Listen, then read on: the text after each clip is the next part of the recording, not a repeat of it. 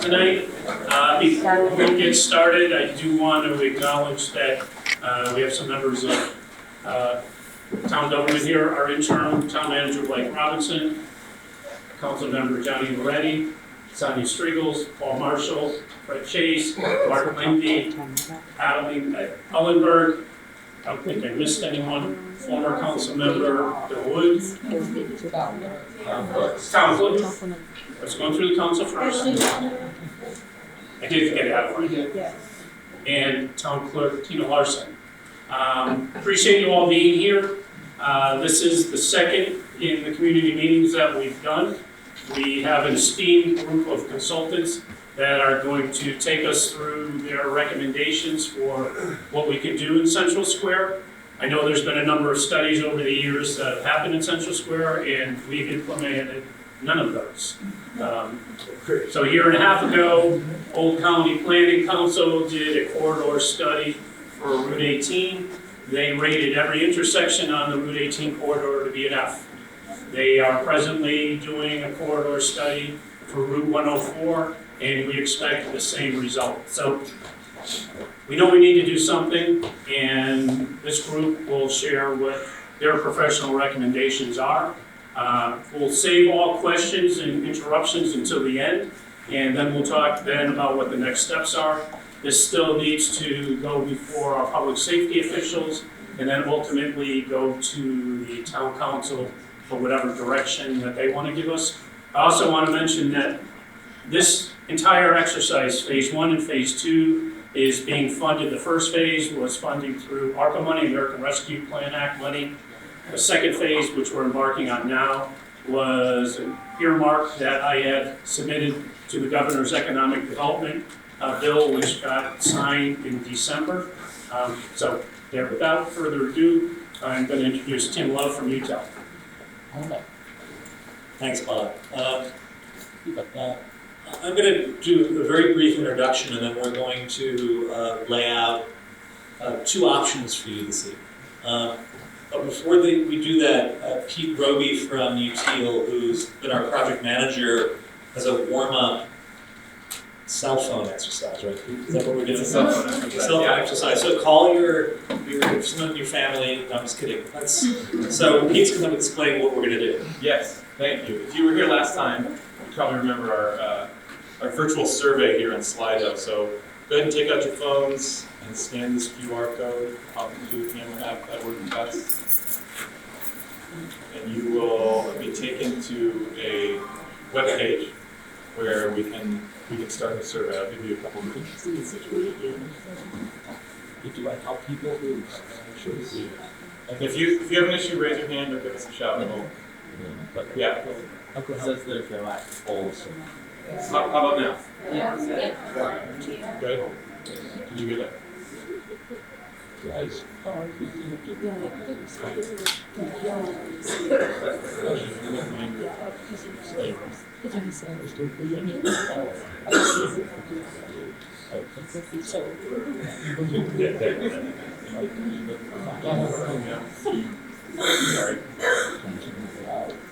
Messages.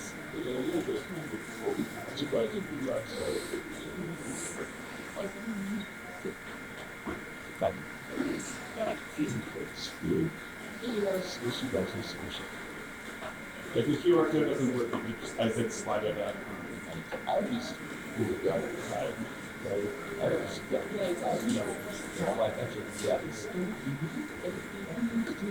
All right, folks. So this is just a warm up, just a couple of softball questions, just to kind of see who's here tonight. Looks like we've got a lot of folks who were at the first public meeting, which is great. A couple newcomers, a couple folks who don't remember. I don't remember either. Some of you may not want to remember. Some of this way. All right, let's pop over to the next one. How did you hear about tonight's meeting? This is back to those two. And you may be wondering why we're.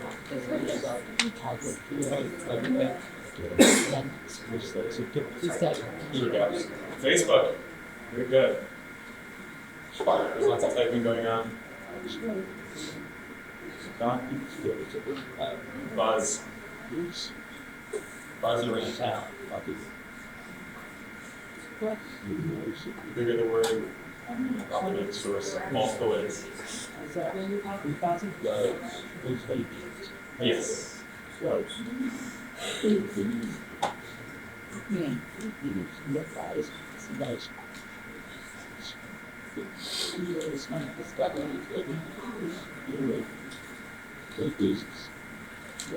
These aren't these aren't critical questions. If you don't get them, it's okay. There is one at the end that we really want your opinion on, and if you haven't gotten to this one, we'll make sure that you get to the last question. But let's move on. I think we have a lot of content covered. Okay, so I wanted to reintroduce our team. One of the things that I think we made clear at the last public meeting is that we have a range of experts that are looking at this, from site civil engineers, transportation planners and engineers, to kind of placemaking, architects, urban designers, and planners. And so we've been really looking at the options through several lenses. So I'm going to read off everybody's name and maybe stand up and wave. Jeff Speck, who's speaking after me. Me, Tim Love, from UTEAL. You already met Pete, who helped some of you with the survey. Jeff Bandini, lead traffic engineering consultant. He's been taking the options we've been looking at and driving them through a kind of data analysis in terms of performance. Matt Soltis is a site civil engineer, designs roadways as an engineer. Nicole Holmes, helping with some of the sustainability issues on the engineering side. And then Sean Sanger from Copley Wolf, the landscape architect. So we'll talk through the presentation how each of the disciplines that have been looking at it have been weighing in. In terms of the process, we are nearing the end of concept design. We had a public meeting, as you can see, September 4th. We've been working very hard since then. You'll see a lot of work since then.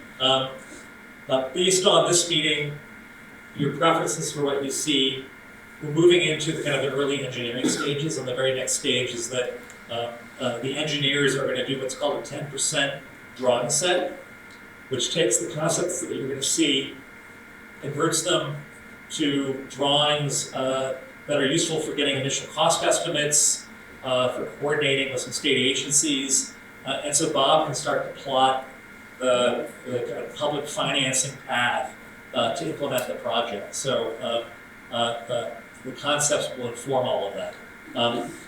That process is going to have its own public meeting in late 2025 this year. And then final design, which are the construction documents, are going to happen in 2026, again with a public meeting, hopefully with the design being wrapped up by 2026. So it's a 3-phase process. This is very near the end of the first phase. I'm not going to go over in detail previous studies that have been done for our study area. I'm only going to say a couple of things about that. One is, as Bob said, there's been a lot of plans looking at how to reconfigure the way that the streets happen around the central space. And to summarize those, each of the proposals looks at whether one side or two side of the square should have two-way traffic or one-way traffic. And a lot of the early options, this is from 2014, this was a follow-up in 2020, looked at slowing traffic down on one side of the square or the other.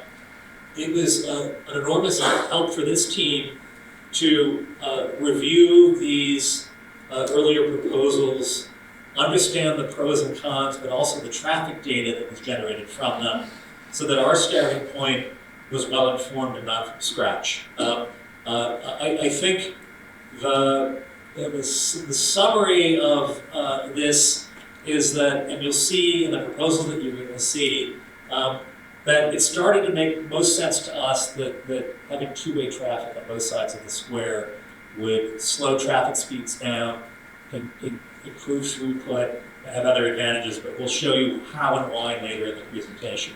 The very last concept was a kind of design workshop to look at a finer grain about what some of the streetscape improvements should be in terms of maybe wider sidewalks, improvements to light and that kind of thing. So this is all work that predates us.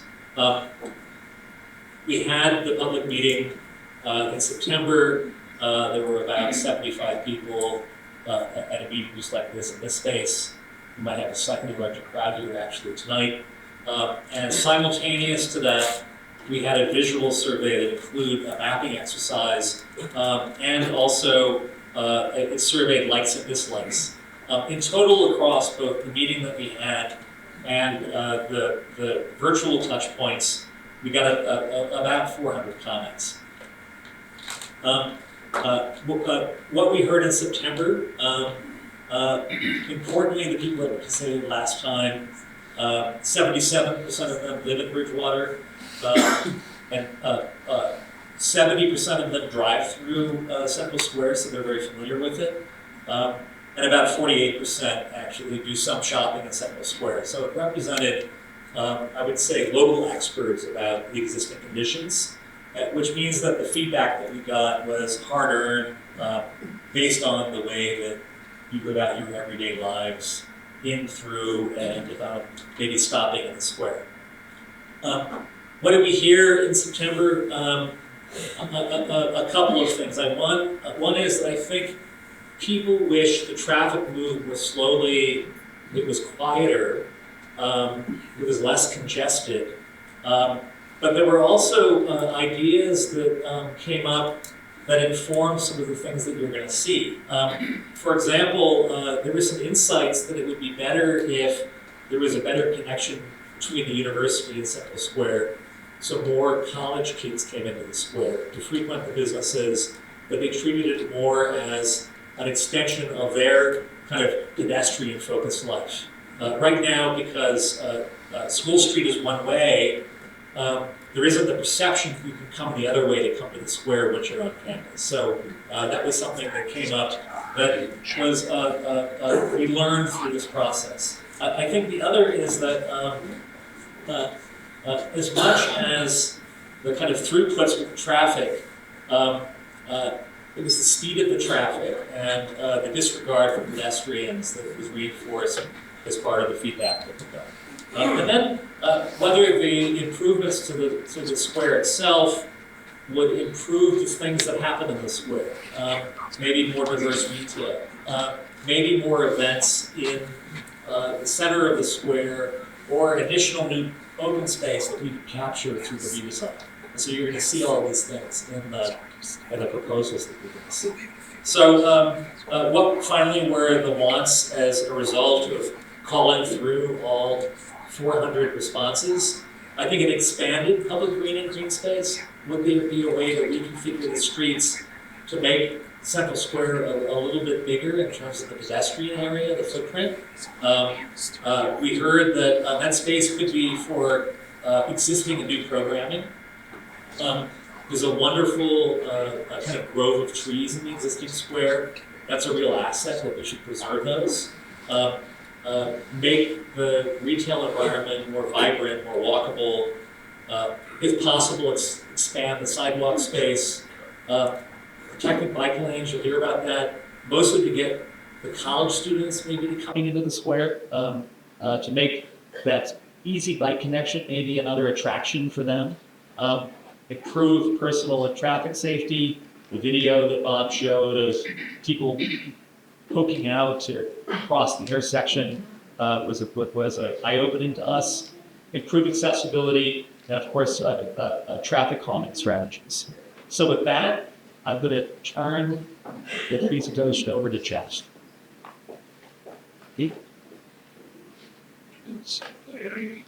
All right. Thank you, Tim. Hi, everyone. Well, Nice to see many of you again. So this was a really interesting exercise. I grew up in the area. I grew up in Belmont, but I had not been to Bridgewater, and my initial reactions coming here were pleasant ones, based on the physical form of the square, and then social ones based on the the way that it's being used.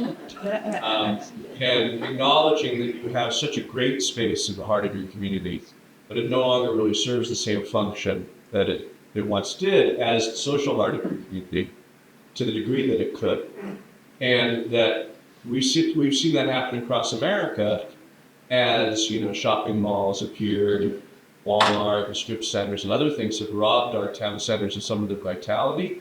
But the other factor that's contributed to that in most American communities is the way that streets began to be thought about as highways and ways to get through places and not ways to linger and arrive in places. And I think the way that retail has changed over the decades is something that we as planners are not empowered to influence. But the way that people drive around and go through places or arrive at places is something that we can influence by the way those places are designed. You have a town square that now has been designed principally around moving cars quickly. And for that reason, actually, it's not a very safe place to be, either as a pedestrian or as a driver. It really is. I mean, seeing 112 crashes over about 3 or 4 years, that's a lot of crashes in a small New England town center. So it certainly isn't a safe location for driving or walking, but also if we can begin to calm the traffic. And I'm always wary when people say we want to slow the traffic down. I never say that. I say we want to stop speeding, right? If we can just get people to drive the speed limit and drive through the downtown more slowly. I'm sorry, I don't say that. More carefully, more safely. It will become more of a place where people will think about spending time and lingering, and retail will do that. Now, I've spent a lot of time over the last 30 years working with one-way streets. And when I initially came here, I wasn't fully aware of where this design was going to head. So I'm going to spend a little more time on this topic this time, because we do feel that the one-way care is contributing to the lack of safety and the lack of stasis. It's a very dynamic space as opposed to you want a more static space, a more calm space where you want people shopping. So this is a slide I show all over the country. It's my wife's hometown of Davenport, Iowa. One of the first places we worked, but we started to do something that's happening all around the U.S., which is these one-way networks, multi-lane one-way networks being reverted back to the two-way travel that they once held. The poster child for this conversion, because it was written up in Governing magazine, a pretty famous article, is Vancouver, Washington, where they had this multi-lane one-way street. They finally convinced the state to let them make it two-way. And the article tells the story about how the number of cars passing through that street every day stayed the same, but the amount of shopping doubled. Because essentially, a one-way street kind of feels like a highway. You've got multiple lanes going in the same direction. When you're a driver and you have lanes to choose from, you're in a different frame of mind because you always want to be in that faster lane, right? So you're not so much looking around, thinking about shopping. That opportunity to jockey also is what contributes to the higher speeds that you see on these multi-lane one-way streets. I didn't show this data last time. There's a street in Savannah called East Broad Street. In 1969, it was converted to one-way, and almost immediately, 64% of the businesses disappeared from the tax rolls. Eventually, with the school coming, they reverted it back to two-way, and they got 50% more businesses back on the street almost immediately. There's lots of stories like this, devoted business success and safety. In Louisville, Kentucky, they had an extremely we're actually about to start a downtown street plan for Louisville, but they had one of the nation's most complete one-way systems integrated into their downtown, so that every street in the downtown was a multi-lane one-way. If you look at this map, Brook, First, Second, and Third were all one-way, and they converted Brook and First back to two-way. When they did that and kept Second and Third as one-way, on the two-ways, car crashes went down 48%, and even crime went down 23%. On the one-ways, crashes went up and crime went up. This is a plan that we did in New Albany, Indiana. It was entirely one-way downtown. And this was our plan to revert every street, except for the highway ramps, back to two-way travel. It took a few years and some citizen uprising for the town to finally do it. The police chief and the fire chief were very resistant.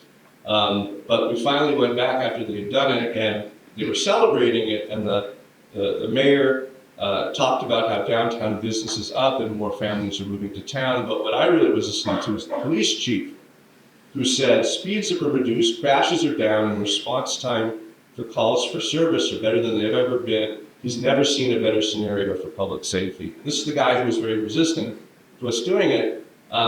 This has been our experience all over the place. And in one of my recent books, Walkable City Rules, I have this list that's now very out of date from 2018 of some of the communities in the US that have done these reversions of one-way streets back to two-way. So here in Bridgewater, of course, in Bob's videos that he shot, this idea of leaning out, and I live on what's effectively a multi-lane one-way now, which is half of Beacon Street moving through Brookline. And I always tell my kids, watch that second lane.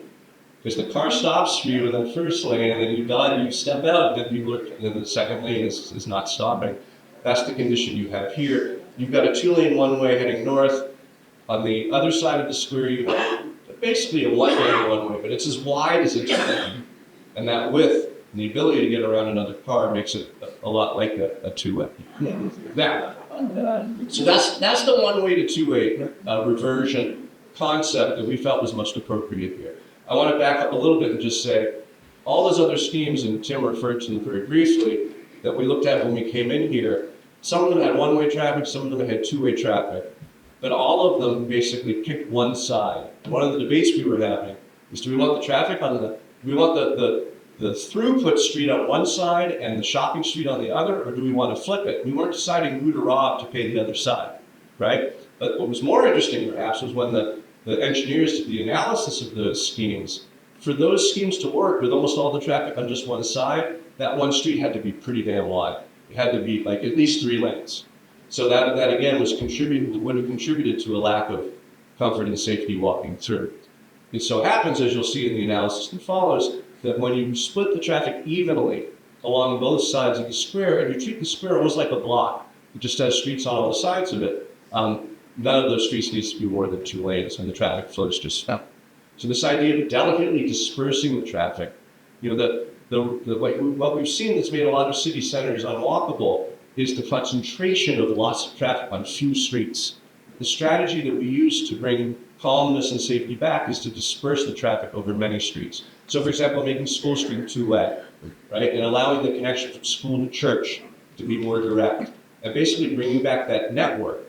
And originally when this place was built, and for many years until the mid-century, all those streets were 2-way, you could go any direction in any intersection. And that's effectively the technique that we bring back to many communities. This is not a roundabout signal, this is a piece of art, but it reminds me of a conversation that we also had, that I may have had last time, in many communities about the difference between signals and stop signs. Because another thing that we've got a lot of data on is what happens in signalized intersections versus stop sign intersections, and specifically when you revert a signalized intersection back to an all-way stop, not a 2-way stop, but an all-way stop condition, how much safer it becomes. So there was a study in Philadelphia, they actually had to remove 472 signals because the state rules changed, and they collected a lot of data. And when they replaced the signal with a stop sign, all-way stop sign, crashes went down 24%, severe injury crashes went down 63%, severe pedestrian injury crashes went down 68%. And, it's a little bit, people hear that data and some people say, oh, that makes sense, and some people say, I don't understand. It took me a while to figure it out, but if you think about how you behave when you're using a signalized intersection, right, when it's green, you can go fast. And when it's yellow, you go faster. And the thing about an all-way stop sign is that only the most flagrant scofflaw is going to be going through that intersection at more than a few miles an hour because they don't want to get hit, right? So it's just a much slower, more peaceful, comfortable for the bicyclist, for the wheelchair user, just a much safer condition. We've done a lot of these in our plans. This is Albuquerque, New Mexico, where we recommended reverting 17 signals to all-way stop signs. They took us up on 700, and they turned the signals into all-way stops, and there was a rebellion. And people were upset because people don't like change, and they bagged stop signs. And there was a second rebellion, which was even greater, because people realized, and this is I took a clip from the news, the TV news, it says city reinstalls downtown stop signs to reduce traffic pileup and speeding. Now the speeding I understood, but the reason there was that second reverse revolt was because the drivers realized that with the stop signs they were getting through the downtown faster. Because yes, they were pausing at every intersection, but they never had to wait at a light. There was never that experience of waiting for the light to change. So we prefer stop signs to signals wherever we can put them. We also do like roundabouts, but I am not a huge roundabout fan. I think roundabouts are not always the right solution, and it's written on paper. In my book, Walkable City Rules, I say use roundabouts with discretion, and I say, don't typically locate them in shopping districts and other places where pedestrian vitality is desired. Because I like to say a roundabout is the most pedestrian-friendly, safest automotive environment you can create. It's still it's a dynamic environment, it's still kind of for cars. Now I say all that so you know that if anything, I'm prejudiced against roundabouts. But I do think that this is a place where a roundabout might make a lot of sense because of the extreme volumes that you're experiencing here. You have a lot of traffic moving through the square. Typically when we take on a project like this, it's kind of understood that we can reduce significantly the throughput of the intersection, right? The throughput, how many vehicles are moving through it. The studies that Nish has done and that we're doing as part of this project say, no, people are going to keep passing through the square. It's an important point between lots of other points, and we're not going to suggest that it's our desire to send people elsewhere. So we need something that functions well for you all.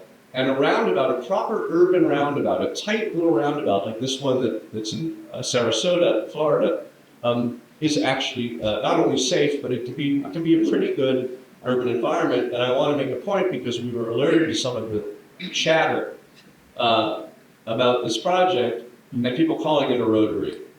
And I just want to make a point. There's a big difference between a rotary and a roundabout. I grew up, in Belmont, next to Fresh Pond, where we've got two beautiful honking 200-foot across rotaries. If you look at that, there's no real pedestrian facilities at all. You take it pretty darn fast. And a roundabout that's more appropriate, and you're going to see more images of, for this project up at the northwest of the Central Square, is half as large, and it's a very pedestrian-friendly solution. So not to give too much away, but we're actually presenting you two alternatives tonight. And one has a signalized intersection, and one has a roundabout intersection. The northwest corner of the square, where Broad and Main and Summer all meet, is too much travel for stop signs. It's just got too many cars coming through it. If we try to have an always stop solution down there, it will fail. So there needs to be either a signal in that location or a roundabout. When that's the choice, signal versus roundabout, no stop sign, then it's it's a equation that I can land on either side of, and we're going to ask you to land on one side of it tonight before we're done. So all that theory brought into play. Yeah, here's where I asked Tim to do color commentary. We looked at a bunch of different things, and what we do is we start messy, right? We don't want to hide our messy drawings. We're just trying to throw out on paper every possible solution that we can think of, with attached squares coming in and streets that are two-way, streets that are one-way. There's no reason to spend too much time on these. But then we looked on the north side at a signalized solution, which isn't so different from what's there now, and you'll see that. But we also looked at roundabouts in two different locations. You can see on the upper left, it's basically grabbing everything except the east side of Central Square into that one roundabout. But the other one takes Broad Street and tees it in outside of the roundabout. That one did not work. So that one went away. We also looked down at the south. Should we consider a roundabout down the south? So now here we are at the south end of Central Square, up in front of your city hall. We noticed where the fountain was. We tried not to destroy it, but this did push away. This did eliminate most of that green that's sitting in front of your city hall. And Tim made an interesting point earlier. Why don't you make it again about the separation? Yeah, this one working to that. Yeah. We didn't like the roundabout here because it separated the town hall too far from Central Square.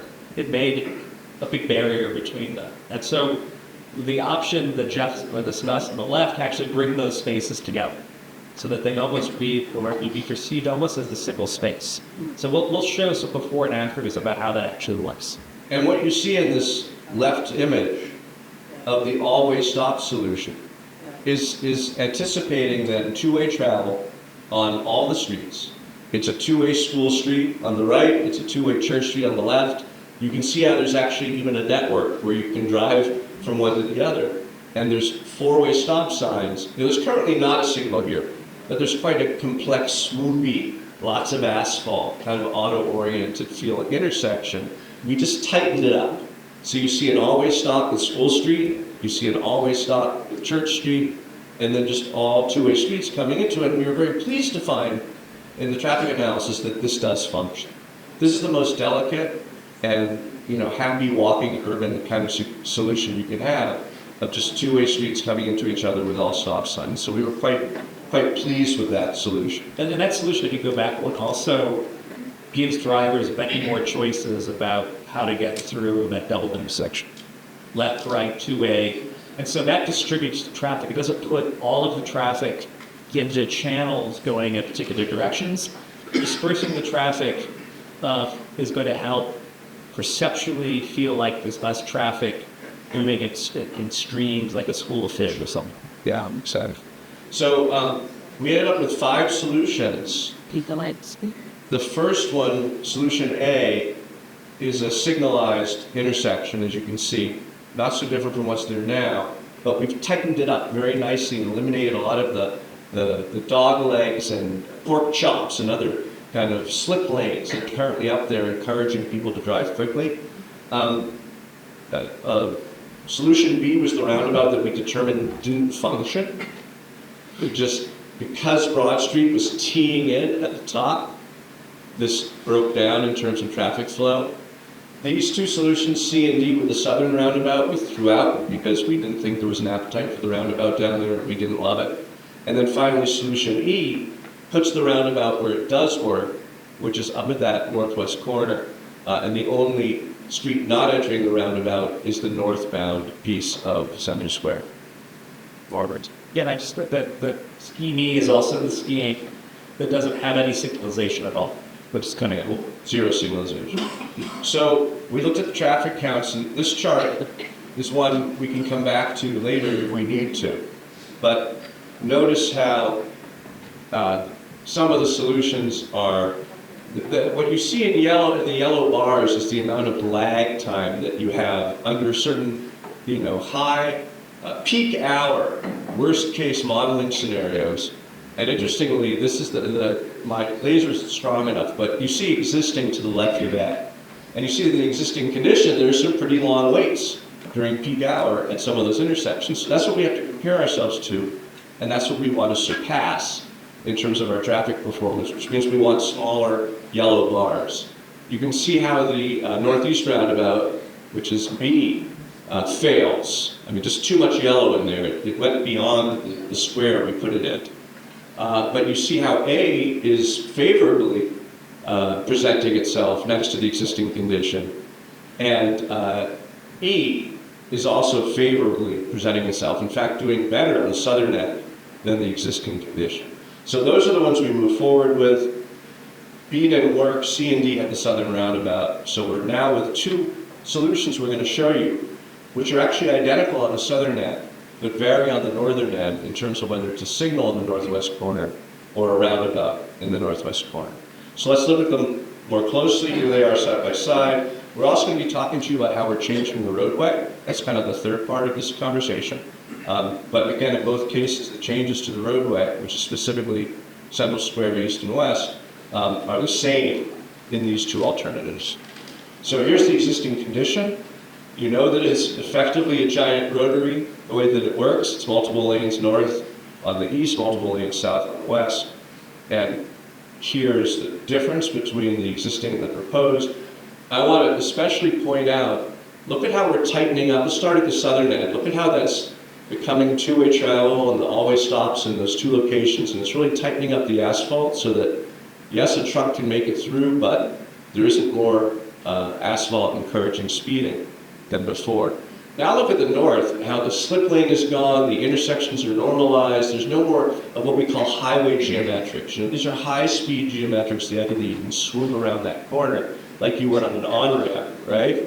So we're eliminating those geometrics, which also, as a result, causes us to have bigger sidewalks, an extension of the central green, and an opportunity, you know, presuming the green should remain intact in its historic form with all the trees, we can have a spot on the end for a more social plaza. Yeah, I mean, I pay a special attention on the before and after how much longer a Central Square gets. You see that?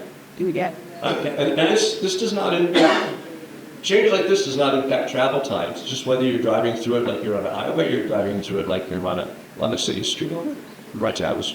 Yeah, there's no lane reduction here to deal with quantities of traffic. So now we are looking south from the Broad Street approach at Central Square. This is the before condition, and this is the after condition. I even got them to put a fade in. So before, then after.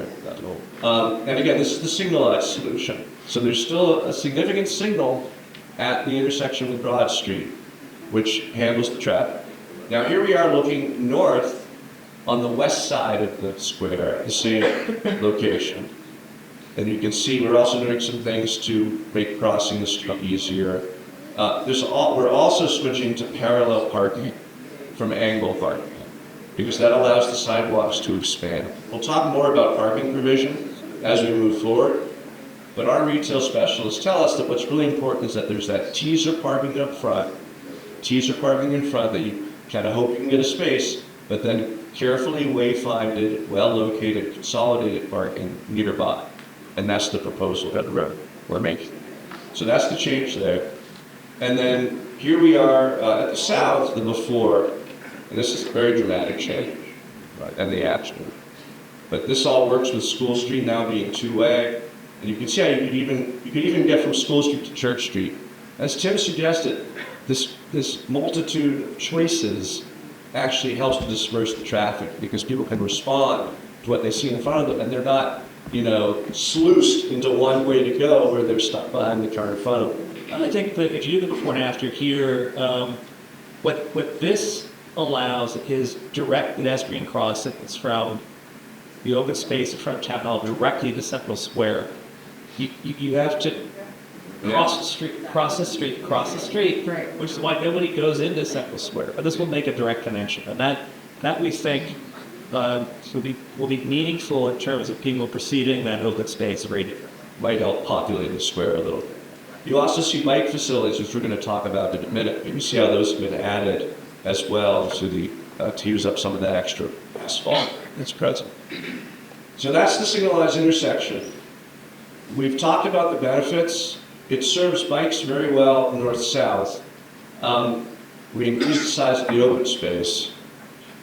The drawbacks have to do with the fact that, yes, it's still a signalized intersection to the northwest. There will still be crashes there because it's a very normal type of intersection that isn't perfect, because that's how they work.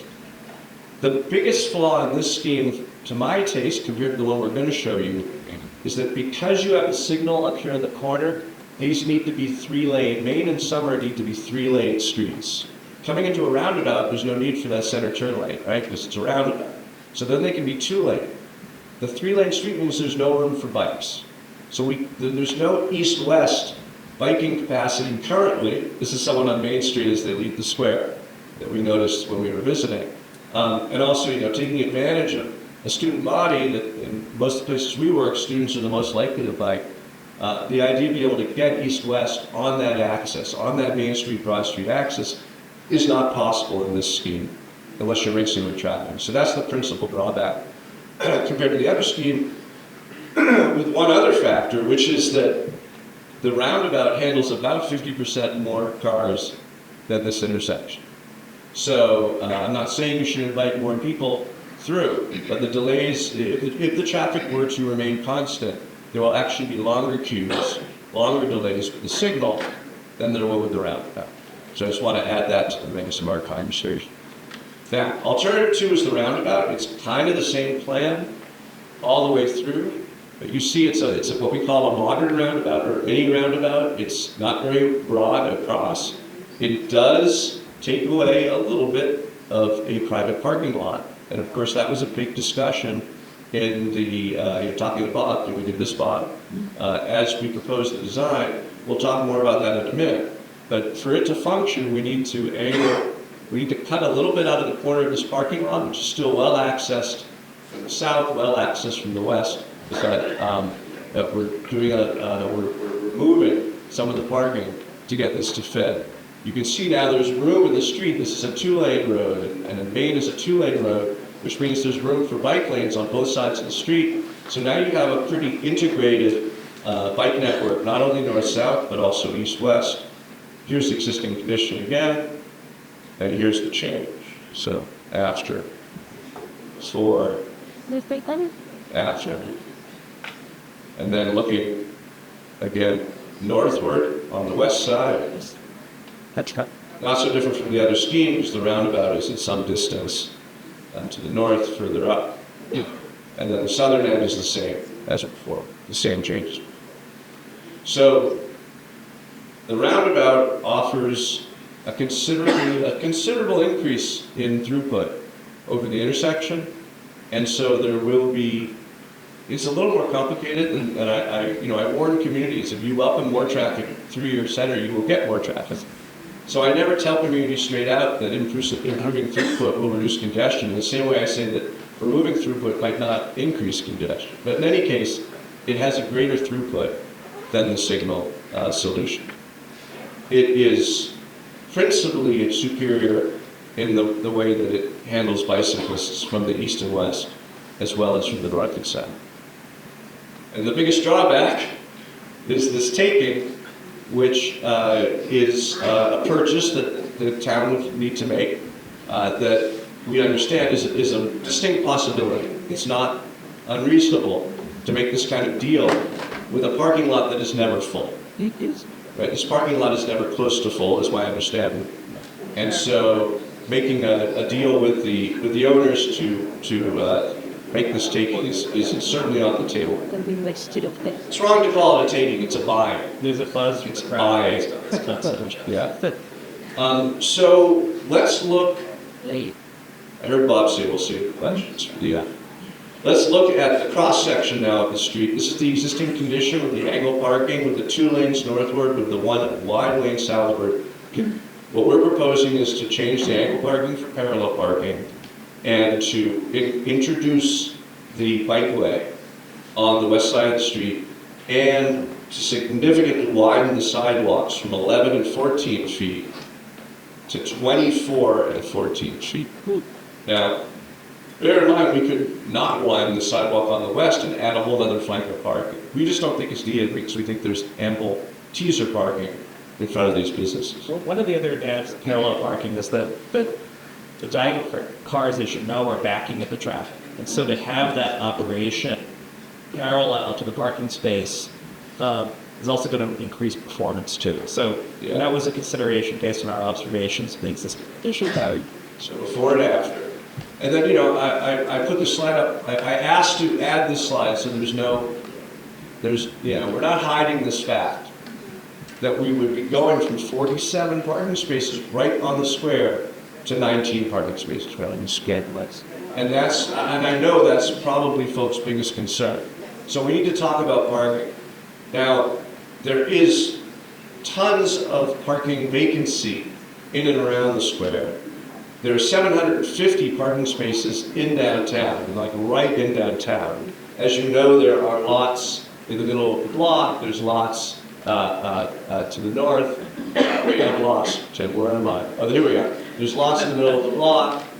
There's a lot over here. The big lot here that is not shown as in color because it's so. This is how full they are.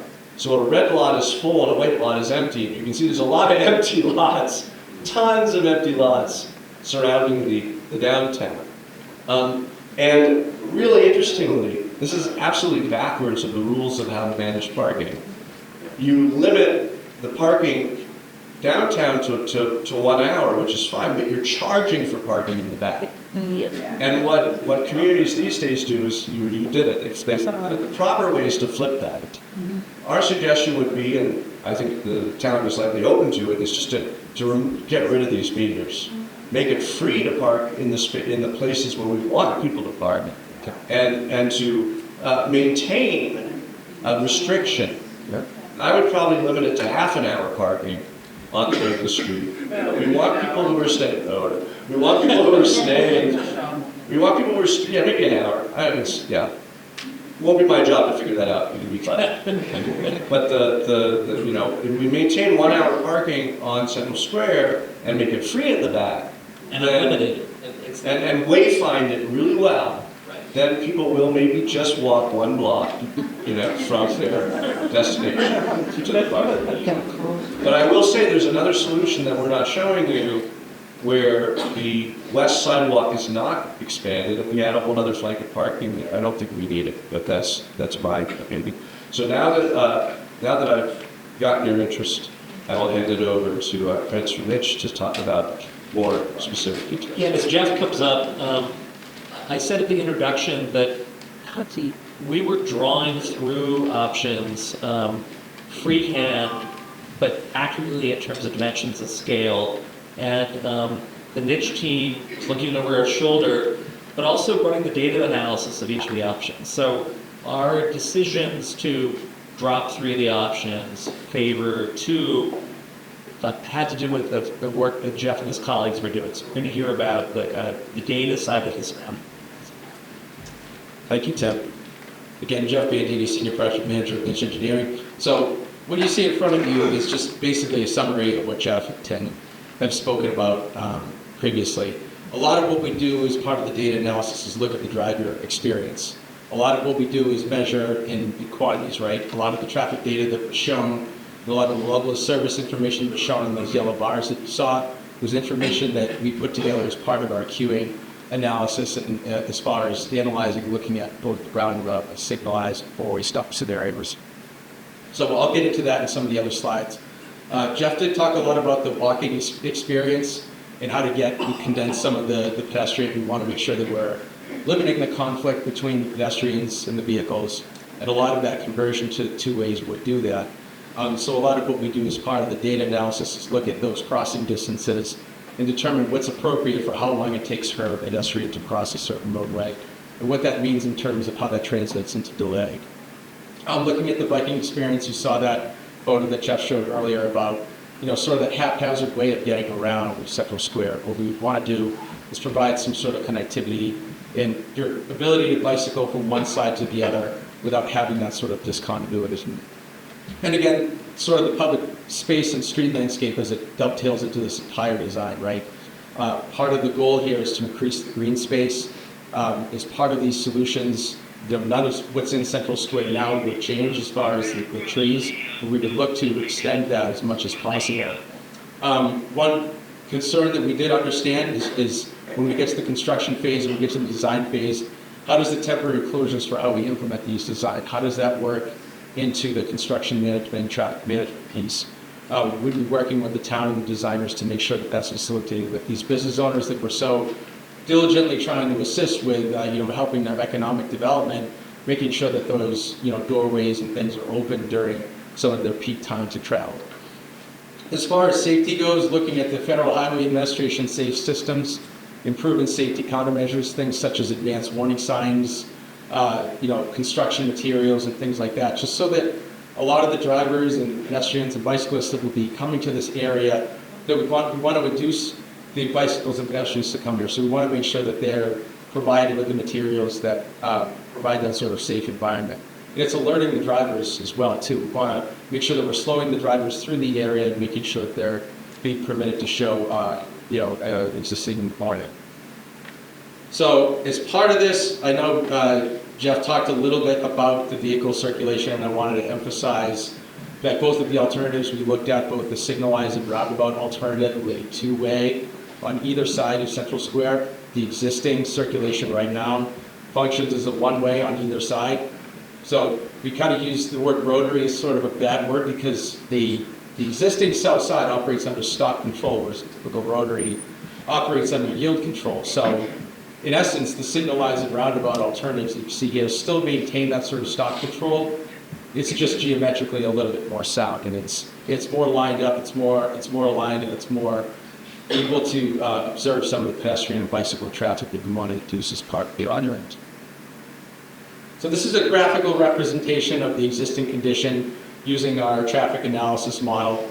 And this sort of consistent with that yellow bar graphic that you saw. This is the 95th percentile queuing condition during the existing condition based on the traffic volumes that were collected as part of the previous study. I've driven through this intersection many times, and many of you have as well. This is pretty consistent, right? Significant queues in the southbound direction during the weekday afternoon peak. You sort of see that in the westbound direction as well. A lot of vehicles that are turning left to go southbound through the square to get to 104, to get to 24. So this is sort of the baseline condition that we're trying to do better than this, right, as part of this project. So alternative one maintains that sort of signalized scenario, but in essence, the traffic volumes and delay get worse through the intersection because in order to maintain a proposed condition, we have to install certain countermeasures to make sure that we're up to certain standards. Like for instance, we need to make sure that there's adequate pedestrian crossing time to get through. We need to make sure that the clearance intervals for the vehicles to go through the intersection are based on those standards that we maintain. So even if we were to compare and say, okay, we want to go with the signalized scenario, there would be some sort of drop-off in terms of delay associated with that alternative. So here's the roundabout alternative. This is looking at the north side roundabout. So as part of this, I should also mention that Tim mentioned this before, whereas opening up both sides to two-way travel, drivers would have the ability to choose whatever side roadway serves them best. Like for instance, if you're looking at a business on one side versus a business on the other, you would have the opportunity to, let's say, not go through the roundabout. Whereas if you needed to go on one side versus the other, you have that opportunity. So this provides a graphical representation of what that looks like. As you can see in the southbound direction, the 95th percentile vehicle queues we anticipate to get much better. As Jeff said, the roundabout can serve a lot more vehicle throughput than an actual traffic signal can, and that's mostly because there's no interruption unless there's other drivers within the roundabout. For a signal, you have to sit there sometimes for multiple minutes, as the data tells us. But for a roundabout, if there's nobody waiting, you get right through. So the throughput is much more efficient in that way. This looks at the 95th percentile queue on the south side. This is for both the four-way stop scenarios. Understandably, it's a short block between both the east side and west side, so we understand that there's not much room to maneuver there. But with a four-way stop, drivers by law have to take their turns going through. So it actually operates a little bit better than a traffic signal that the drivers are taking their turns through. And again, with this scenario, drivers would have the opportunity to go on one side versus the other as their needs see fit. So this is just a blown up representation of the graphic that you saw earlier. This is more of just a breakdown of a side-by-side comparison of the signal versus the roundabout. And the thing that jumps out to me in this graphic is that in the roundabout, the intersection delay for the north side and the south side is pretty even, whereas if you look at the traffic signal, the delay at the north side is pretty significant, at least in the weekday afternoon. In the morning, it's a little bit more palatable, but during that weekday afternoon peak hour, is when you see that significant amount of delay. So this is another representation of the driver experience. This talks a little bit about the parking. Jeff talked a little bit about that earlier, understanding that we would lose some existing parking spaces, but again, as far as balance and trade-offs between parking, the economic development, and the traffic and vehicle, and bicycle and pedestrian safety, I think, is always a good trade-off to have, yes. This talks a little bit about the walking experience under existing condition. You can see the average crossing distance is 44 feet. The really, royal blue color is a representation of the actual sidewalks. And you can really see the difference between both alternatives in the expansion of the sidewalk space. Again, looking to enhance that pedestrian experience without necessarily losing that trade-off of viewpoint. So we talked about the methodology, we talked about the data. So this is some specifics about how we would actually implement that. So we talked a little bit about the roundabout crossings. The experience being that the crossing distance between each leg of the roundabout, because of the installation of what we call splitter islands in between, would help that stage crossing between multiple steps. In other words, when you're crossing a leg of a traffic signal, you have to worry about the turning lane, the through lane, and the opposing lane. So essentially, you're crossing 3 lanes at a time. When you're crossing through a roundabout, you really only need to cross 1 lane at a time because you have that splitter island. And again, the same sort of experience when we talk about the curb extensions. This area a little bit to the left of the page, was you shortening that crossing distance, you're exposing yourself as a pedestrian for much less time than you would be at a signalized intersection that would have multiple lanes flowing in the same direction. And to enhance that experience, we could implement raised crossings. Vehicles, as they come through the roundabout, naturally, geometrically, they have to travel through the roundabout slower than they would if they were traveling through a signalized intersection that Jeff mentioned. So there's an opportunity there to provide a raised crossing to sort of get vehicles to slow down as they're traveling through. Again, without sacrificing any sort of additional delay as a result of that. Four-way stop, one thing I wanted to mention was, when you're at a four-way stop, all the vehicles are stopping, so you have the opportunity as a pedestrian to identify yourself when you get to that four-way stop. Whereas if you encounter a signalized intersection, you don't always have that opportunity when a vehicle is traveling 30 miles an hour or more in an intersection. You have that sort of opportunity to interact with, that sort of eye contact situation. There's a couple more here. We talked a little bit about the two-way street. We talked about the reclaimed space, so I won't spend too much time on that, but I will mention the opportunity for the additional green space, which could be afforded by each alternative. But again, the roundabout that built a better pedestrian experience when you compare the average crossing distance. So this is just a little different view of the proposed condition. We talked a little bit about this already, so I won't get too far into that. I'm going to turn it over to Pete that's going to talk about the biking plans. Thanks, Seth. Thank you. I don't want to spend too much time on these because I know these guys have covered them pretty well and don't want to overload you all, but just want to talk about the thought behind biking a little bit. So we think Bridgewater has a lot of potential for biking, and that is what we're seeing in MassDOT's potential for everyday biking score. This is a metric they use to prioritize projects and, by the way, fund projects. And you can see Bridgewater on the map here lighting up, and this map partially identifies areas where there are trips all throughout the state between 1 and maybe 6 miles, trips that are bikeable distance. And that's due in part to the university, to Square, to the train station. All these things kind of play to that. So what we're really looking at, the goal here is to give people the freedom to choose how they get around, right? It's also a potential way to reduce traffic through the square. We're getting more folks to bike to the square. And as Jeff mentioned earlier, it's an opportunity to connect students to the square, right? We know that's a population that bikes. So we looked at federal guidance, state guidance on trying to help us decide what type of facility to implement here, what would be appropriate. And you can kind of see on the right side of the square, Central Square is off the charts in terms of traffic volume. So that really puts us in the realm of the separated bike lane. So we're talking about family-friendly biking. We're talking about something that appeals to all ages and all abilities, something that folks are going to be truly safe on and have a desire to use. And look at that 50 to 56% of the demographic that's interested maybe in biking, but concerned about their safety, not comfortable riding in traffic. This is really the kind of facility that is most appropriate according to best practices throughout the country.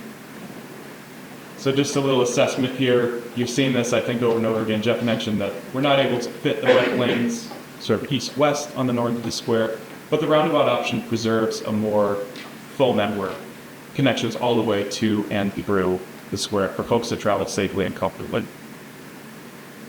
If you're not familiar with this kind of facility, this is what it looks like. This is the Connect Historic Boston Trail in Boston's North End, which I was lucky enough to work on.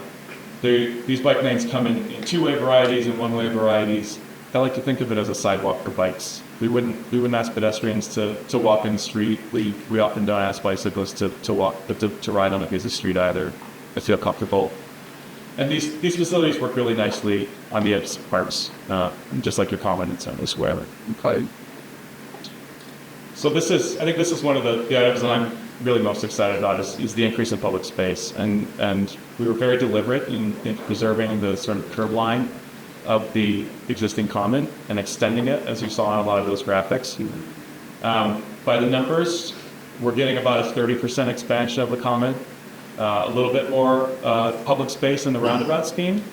And that's mainly due to a lot of the islands and the buffers that you see that provides a lot more space for new vegetation, new plantings, new trees.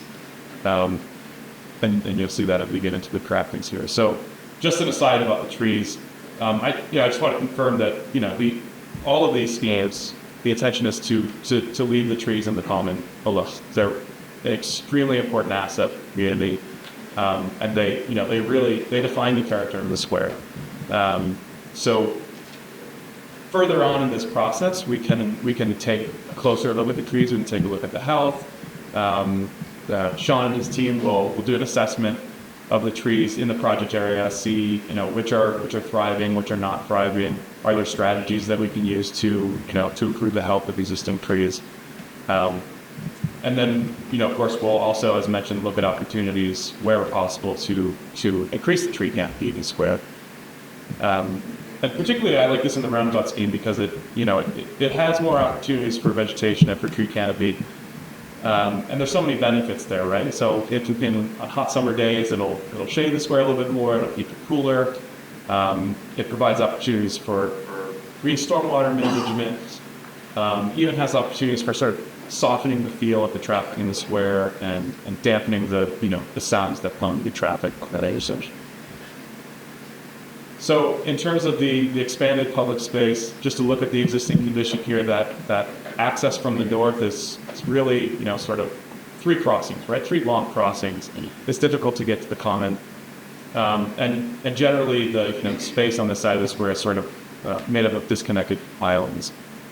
And as you saw, this expansion really, connects everyone to the square. And this is one of our goals here, is to provide more crossings to the square, provide shorter crossings, make it easier for folks to, spend some time in the shops on the side of the square and access the common, and really linger in the square and make it more a place than a true area.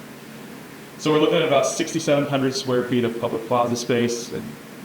This is, something we envision serving daily use well. We outfit it with trees, benches, maybe public art or some sort of historic elements. But it's also a space that can, hold special events, like a farmer's market. I know several people mentioned that in their comments. Christmas on the Common, it could be a place for a Christmas tree, or annual events to be held. I like that. And you can see the connection from the north is really one crossing, sort of divided into stages, as we talked about at the roundabouts. And speaking of special events, another really cool option that we get by having two-way streets on each side of the square that are redundant is you can close either street and not completely snarl traffic in the square. You can close one side for a number of hours, for maybe a weekend, and hold special events in the square. So this will really improve the town's ability to hold larger events here and make it really more of a social park to do. And this is just some examples of what that kind of looks like, the street closer promote this. I'll hand it over to Matt here, our roadway engineer, to talk about safety, and he's also going to give us some details on roundabouts. Thanks, Pete. As Tim mentioned, this wasn't just a planning exercise. We looked at it from a perfect planning standpoint. Jeff Van D looked at data here from a traffic approach standpoint. We looked at it from a roadway engineering and safety standpoint. So the Federal Highway Administration has a safe systems approach on how to evaluate roadways and intersection design. Out of those 5 categories, only 3 are applicable. One was post-crash care, that's about emergency response. The other is about safe vehicles, that's how vehicles are manufactured. But in terms of the 3 that are applicable, safe speeds, where you're reducing the lane widths, we're slowing down the speeds, driving with speed, not flying by it where you're out. Raised crossings. Slow down a little bit. Yeah, sorry. Those raised crossings will make vehicles be more aware and slow down speeds. Safe road users, providing accommodations for multiple modes of traffic and not making the vehicle dominant. We're only prioritizing vehicles over pedestrian, bicyclists, crowded modes. And then safe roads, just improving the roadway condition. New pavement, making easier driving, less potholes, new pavement markings, and just increase user awareness of pavement marking, signage, those everythings that are now, kind of fading over time out there right now in Central Square. As part of those safe systems approach, they also create improving countermeasures to increase safety at roadways. Out of those 28, a lot of them aren't applicable to this type of roadway because, as Jeff specs, a lot of federal highway guidance is for height, is like 24, 95. But what is applicable to Central Square is appropriate speed limits for all road users. So that's 25, 30 miles an hour, crosswalk visibility. If we're going with a signal, adding back plates, the yellow back plates around the signals, improving walkways, roundabouts they do consider a safe advantage, which I will talk about in a couple of slides. Bicycle lanes, adding pedestrian intervals to signals as well. This is a slide that just showed earlier about the crash frequency in Central Square and how there is such a cluster at the existing signal. With alternative one, within a signal, you're not going to see a major safety benefit because we're essentially putting back what's there with safety enhancements. With roundabout, you see such a bigger opportunity for the safety enhancements because roundabouts are a permanent safety over penifying crash litigations. Before I get into the kind of safety statistics of roundabout versus signal, this is what we were talking about earlier, but there is a difference between rotaries and roundabouts. This is from MassDOT's roundabout guide. And in the gray, you can see what your traditional rotary is, high-speed approaches, very large intersections, large footprints, usually going around at 40 miles an hour, and they're multiple lanes. Whereas roundabouts are designed to be 25 miles an hour maximum, single lane in each direction, no lane changes, and a much, much smaller footprint, forcing you to slow down as you enter into these roundabouts. So from a safety analysis, the biggest takeaway is you're reducing the frequency and the severity of crashes because you have these slower speeds. The graphics on the right actually show the conflict points at a signal versus a roundabout. Each of those dots is a potential location where a car and a car can interact, or in blue, a car and a pedestrian can interact. A roundabout only has 16 potential points. A signal with left turns and right turns at all approaches has 48 opportunity points. And it's not only that, it's in a 4-way intersection, you can see in the graphic, and so we see a lot more side swipes, T-bone type intersections at higher speeds, people gunning through a yellow light or running a red light. Whereas in the roundabout, you're approaching much slower, and you just kind of have a slower kind of side swipe with the crashes. So that's the decrease in severity of crashes. It's proven by Federal Highway that roundabouts can have up to a 66% reduction in crashes over a signalized intersection. My next few slides, I'm going to talk about the operations of roadway user, heavy vehicle user, pedestrian, and bicyclist. One of the nice things about roundabout is, in off-peak hours, like in U.S. Centers right now, you don't have to sit and wait for a signal to turn. You can just go right through. It provides steady stream low traffic, reduces idling time. Pedestrian and bicyclists will cross one direction at a time. I'll get into that later in some of these pictures, but you have that split around and stop and then cross the other direction of traffic. And another great feature about roundabouts is you see a lot in college campuses that divides like a gateway treatment, saying, hey, slow down, you're entering a new type of area, whereas if you're flying through a signal, you're not really getting that land change kind of visual set. And also provides an opportunity for public art landscaping in Central England. As we know, Central Square does carry a lot of heavy vehicles. And a lot of questions we typically get is, well, how are trucks going to drive around this roundabout? Tightening it up, it's a tight circle. Well, we use what are called truck aprons, these are a roundabout out in Great Barrington that saw a large number of trucks. These red brick areas are truck apron that are used for the vehicle tracking of large vehicles. Passenger vehicles, emergency vehicles are expected just to use the pavement to rent up. And this is actually a large interstate trailer is using that truck apron and navigating around without using those truck aprons. Interesting story about this, in terms of emergency response. The town's police station is right there on the right, directly enters the roundabout. And the police chief was highly skeptical of this, and after the fact, he was very appreciative and said it's actually easier for his vehicles to get out and do the roundabout instead of having to worry about jumping a signal and wait for the action to come on. Pedestrians. So as we mentioned, there's a two-stage crossing. As you cross a roundabout, you cross only one lane of traffic. You walk up, you look to your left, okay, only one car's coming, then you cross to the splitter island, which is shown here in the middle, and then now you look the other way, okay, now you can cross the other way like in the traffic. Whereas at a signal, you're just crossing both legs at the same time, so it provides a better gap. Plus, vehicles as they enter on for entering at slower speeds, so there's kind of more of that, kind of almost like a forward stop, approaching and kind of looking, right for a signal where you're just looking straight to both roads. And then bicyclists. There's essentially two ways bicyclists can go roundabouts. One is we provide a shared use path that goes around the roundabout. The second is you provide bike lanes in the roundabout. It is expected that highly experienced cyclists, or the top 5% of cyclists, will just end up using the roundabout because they feel so confident next to vehicles. But your family-friendly cyclists, we use probably typically shared use path or dedicated bike lanes. And these are just some photos of some bike lanes around the roundabouts. In terms of separating bike lanes, how they give us function as a bike sidewalk on roundabout. With that, 1 minute to wrap this up. Yep.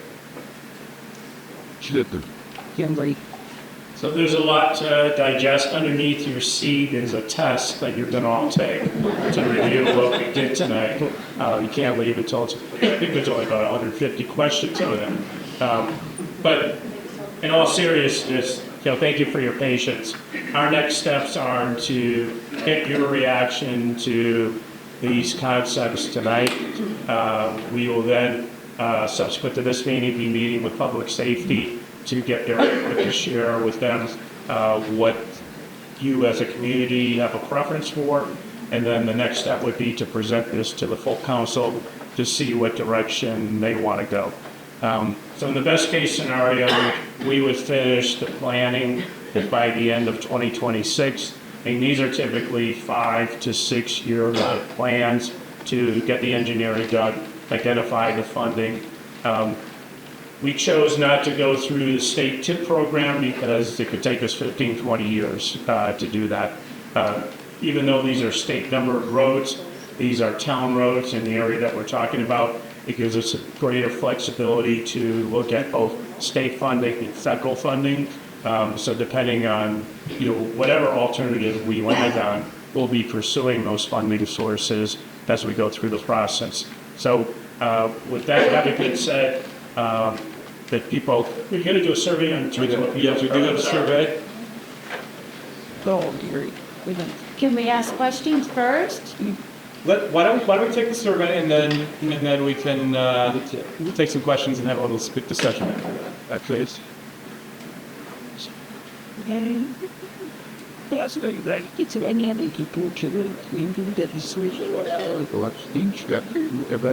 So is everyone able to respond? No. Yeah.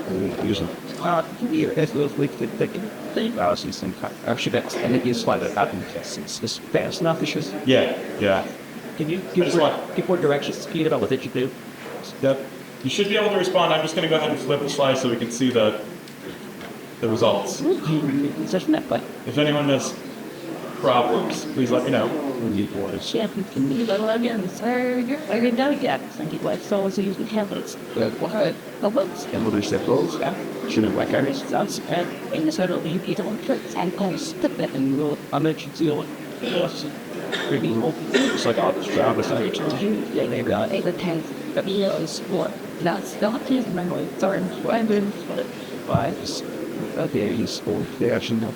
He lost it.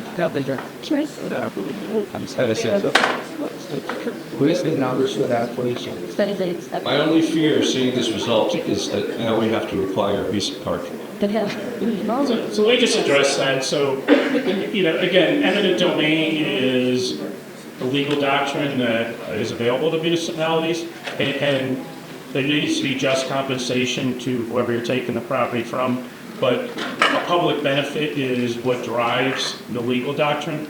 I acknowledge that there is some public space in that area that we're looking at, That space could be relocated or expanded either at the end of the common, in the middle of a roundabout, if that was the direction that we went. But this is a process, so I don't want to dismiss the fact that we have a sign there that the town clerk uses to advise people at town meetings and other notices.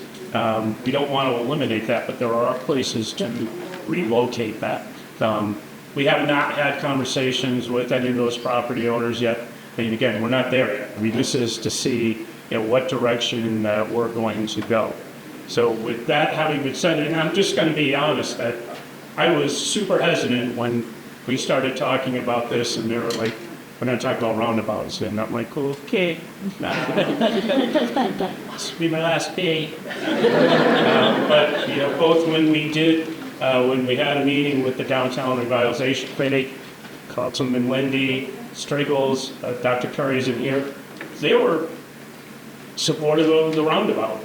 And we did a short presentation to the town council last month, and just looking at what your reaction here tonight is. Honestly, this is the most difficult from a legal and financing standpoint and funding standpoint, but I think as Councilmember Strickle said, that signalization is good, but that's a Band-Aid. So if we're looking at the long-term solution for what's best for the community, the roundabout is the most difficult, but it's also probably going to be the most practical and beneficial going forward. So I just wanted to say that. So now I'm hoping your questions are not for me, and I will direct them to. They've elected me to. Super. So it's interesting. One point before we have questions, someone asked for the numbers on this. We've got 62 total votes, 52 for the roundabout, and 10 for sequence. Sorry. Okay, I think the second.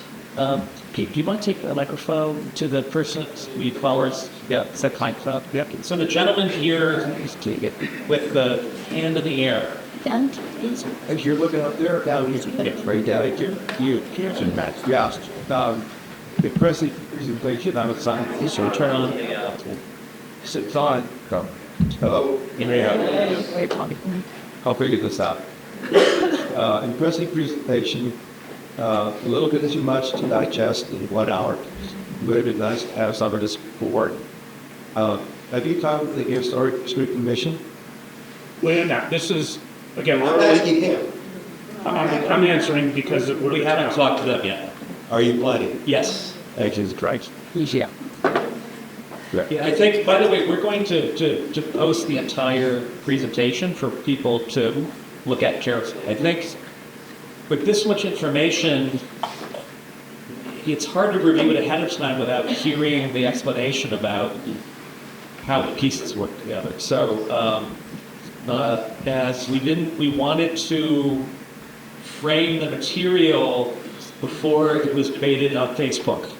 I guess one last, Too late. one last point. Yeah, I've done a lot of work with bonds.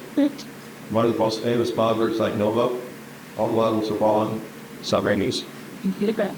Continue. I guess. Can I please? Well, that's Carol McKinney had done some West Bridgewater Tourism Association, which has been part of Bridgewater since 1901, and owns some of the property that would be in your so I just want to make sure that you are aware of that. The town was already violated our use of the property by putting a light, turn light, turn signal light on our property without ever asking any permission to do that. And also it's in the historic district, which is recognized by the state of Massachusetts as used the ability across the street will assault a lot of that tonight. I'd also add that since 1967, at least when we inherited from Fullerton Little, we have maintained the common. We planted the trees there, we care for the trees there, we took off the lanes to care for the common. So it would be good to have you talk to us. Maybe as you're good at this, and so we think about it, we do not own the common, and neither does the town. So that common, it's common property for the citizens of Bridgewater. And I would say one other thing, most people don't use the common because, first of all, it's hard to get to, as you've noticed and said that. There are people who do go out there, it's very noisy. It's very noisy with all the traffic going around and all the trucks going around. So the fact that we're going to have lots of people using it all the time, when there's going to be at least as much traffic still going around it, I think it's a little fanciful, maybe. I mean, maybe it's right. I don't know. But I'm just saying, I've done several weddings out in the common, several weddings in front of the church up in front of the academy building, and they were noisy. We usually had the fire engines honking at us as the girls were through, that sort of thing. So I just want to point out those things. I'd say it might be nice if you would talk with the owners of some of the too. Okay, thank you.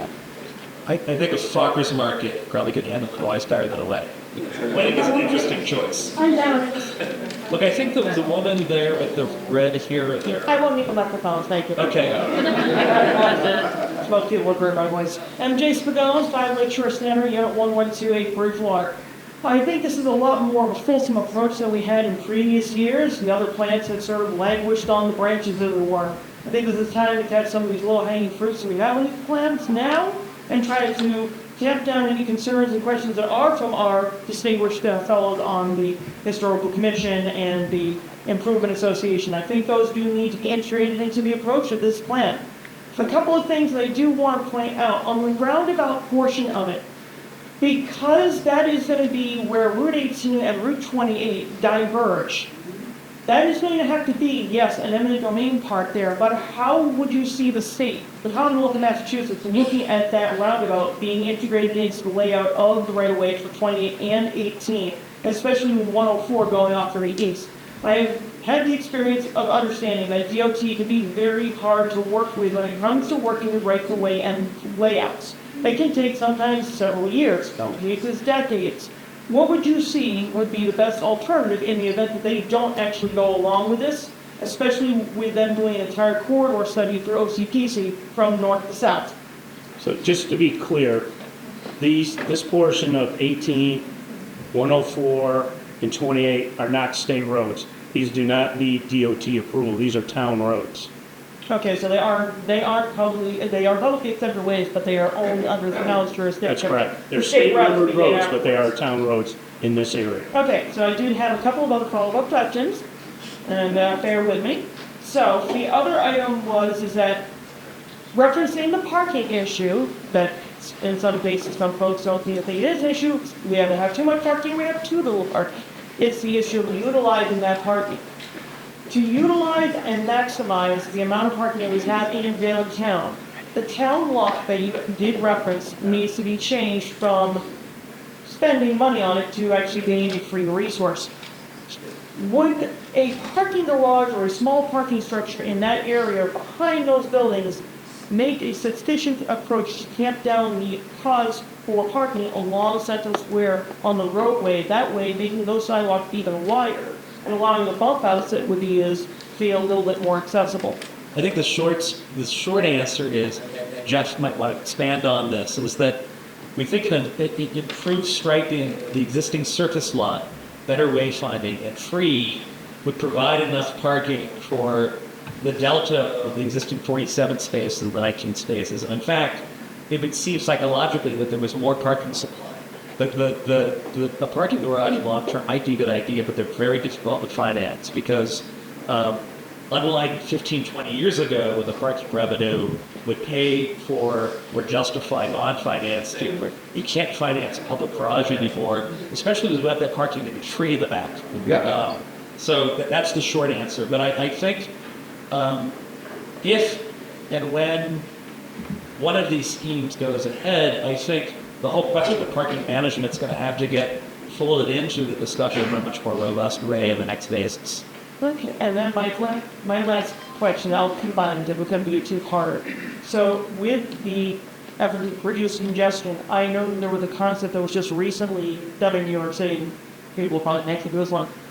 What would be a possibility of having congestion pricing for that area of town? That being said, I know that would be a controversial topic. That would be a question for you. And again, you people can target judge me if you want.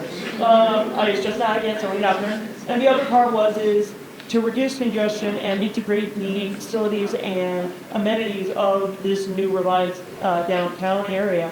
how would it integrate into our existing music alleys which you do have on Central Square? Yeah, I think Music Alley have the functions that have the events that happen there.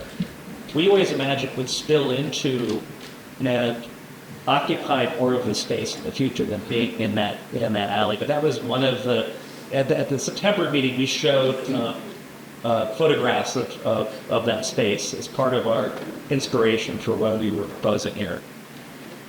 Right, Sam? You do. We love congestion pricing as planners. You can't not love it. Because the goal of congestion pricing is to get the cost of driving similar to the value of time. And the reason why any place that's in between one place and another in our densely populated region is going to have congestion at rush hour is because driving is actually tremendously subsidized. Congestion pricing tries to bring the cost of driving up to the value of travel. I only bring that up because I just want you guys to understand that if you decrease the capacity in this square, you will have fewer people driving through it. Each people will make other choices, and Waze will cause them to make other choices. If those few drivers who are on Waze will tip the whole balance for all drivers. Similarly, if you increase the capacity, more drivers will pass through. This is a function of every New England downtown. So we're all for adding a little bit of capacity just to make things flow smoothly, but congestion at rush hour is the equilibrium state of every New England Main Street in Boston, New York. So don't think we're going to solve your congestion problem. The question is, how do we make it safe? Then recently, Okay, let's, gentleman with the blue jacket there, yeah. And then whoever's around him, go ask questions. Hi, Chuck Nerd. I have a question. I need a second. Why wasn't this part of the plan, maybe you can answer it or not? But when I'm looking at alternate number 2 at the roundabout, and I'm looking at the right side of that picture, Yeah. you have lanes driving there. And why not eliminate those lanes altogether and bring the traffic to the left side of the common? Yeah. Okay? Allowing, as we were talking about Music Alley, allowing the people to flow into the common area without having to cross the street at all. And my other question had to do with when you make the roundabout at the bottom, okay, could the roundabout come more, I'm not saying north, but basically that's what I'm saying, could it move more this way? Right, I see what you're saying. Yeah, those are To acquire for the gas station and all the other areas that are up there, okay? To have them get access to the roundabout as well for cars to come into them and get used. Those are good questions. You know, we drew every single thing, every version of what you're saying we drew, and then Jeff and team ran the traffic analysis. The problem, our first impulse was let's put all the traffic on one side, connect the common to one side. The problem is that you get too much traffic then, the traffic congestion is too much. And so the advantage of having two-way on both sides is that if you're driving up from east-south, moving to the north, and you want to turn on Summer Street, you're going to take the fork to the right. If you're coming from Main Street and you want to go to the businesses on the right, you're going to go through the rotary and then do it. It distributes the traffic to a point that none of those streets have too much traffic on it. The issue with the common now is that you're putting more of the traffic going in one direction in lower places, which makes the noise and the congestion. To get the traffic distributed, we'll normalize it, move it around, and have people make many more choices. So you're right, intuitively, that was our first impulse. But when we ran through the numbers and determined where the impacts at each intersection would get, and the wait times would get lower and lower, that was about maximizing distribution. But I believe it would be just spec job of that. To reiterate something from the show, if we were to, your second question, if I understood it right, if we moved the roundabout further east in order to catch both of the streets on either side of the square, it then gets too far away from Broad Street, coming in from the north, and then Broad Street has to tee in to the Summer Main cross, and that was killing our traffic. So that's why we pushed the roundabout up to the west. Secondarily, and I mentioned this only briefly in the show, there were a number of earlier schemes that turned either the west side or the east side of the central square into a diversion that could be closed, either as a pedestrian street or as a slow street. But in any case, it was kind of looping in so that only one of them was connecting to the main intersection to the north. That was done on the east side, it was done on the west side. Those models were done without a thorough traffic analysis. And when we applied a thorough traffic analysis to those models, what it basically told us was that the one main street that did not divert would have to be at least 3 lanes wide. And so you'd have 3 lanes of traffic running along the whole side of the green, and that what we thought was a worse condition than a solution. The other reason I'm asking that is because you're going to be eliminating the side parking like that, creating parallel parking. You're actually creating a third lane if you eliminate parallel parking altogether. And now you've got 1, 2, 3 lanes on the left You side. don't need more lanes. Yeah, but the parallel parking won't be legible as a lane because we have those curb extensions along the crosswalk. So the parking will be more like pockets of the sidewalk than a continuous lane. I don't know if that makes sense, Ralph. You can maybe see that on the graph. No one will be driving down the parking. Yeah, and that it's very important for the vitality of the retail. Jeff mentioned this in the presentation. We call it the Newberry Street phenomenon, which is you have to have some parallel parking in front of retail because everybody thinks they're the magical person who's going to find a place right in front, and then it'll be okay because you won't find it. You go back to the town parking lot and you will be mildly annoyed but not completely irritated. And so I really think it's the same psychology, I think, about moving through stop signs or waiting for a light. And I'm an angry driver. And I'd rather go to a 4-way than have to wait for a traffic light. And so I think that psychology also follows for you have to have parking in front of stores or they won't work.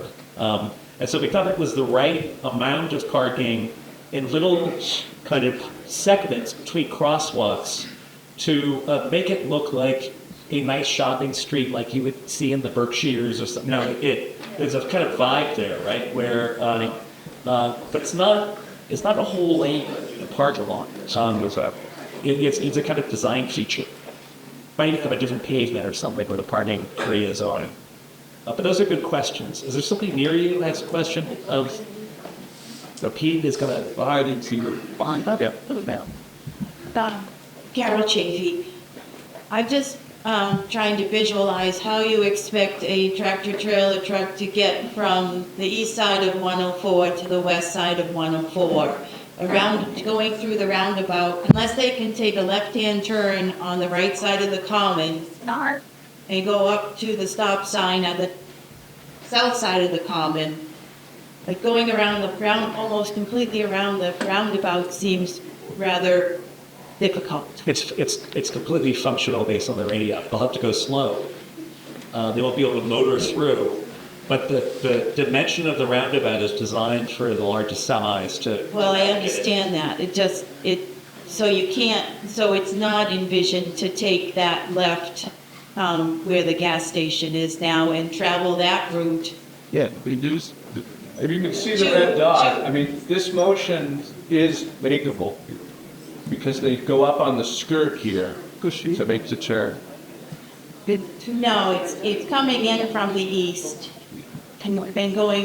Take a left. Yeah. Take a left. Right there. Go around. Yeah. That's what you're anticipating a tractor trailer having to do to get to the other side of 104. They do it all the time. So they can't take a left. No, they have to. Everyone has to go through the rotary. Send. Mark. Spin. Roundabout. The question is, Can they do that? Yes. so That's a good question. Was a truck envisioned at all No, in this this traffic- process? Traffic guys. Traffic guys. Jeff, come on up, baby. This is for you. Mr. Radii. Mr. Radii is coming up. Can I ask? I think that this left is allowed, correct, Joe? Yes, it is. Yes, look, got a truck to make. Correct. Yes, so the trucks would have multiple avenues to get to the south, either traveling through the roundabout or taking this left prior to entering the roundabout. Oh boy. Hit the panic button, Jeff.